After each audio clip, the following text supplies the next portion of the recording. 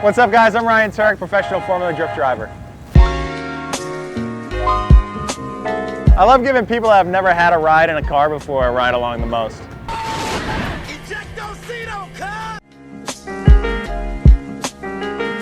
I don't know, man. Probably my spirit animal would probably be like an eagle or something. I got like eagle tattooed on me. I guess I could call that my spirit animal.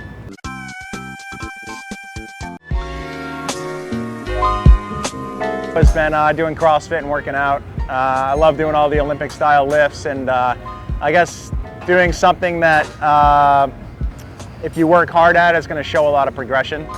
And I like having that kind of balance in my life.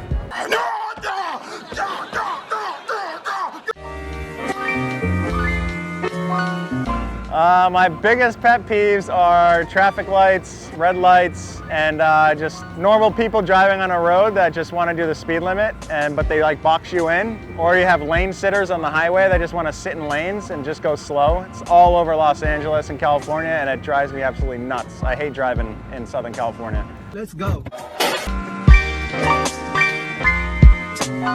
What I would tell my 12-year-old self is to get in trouble a lot more.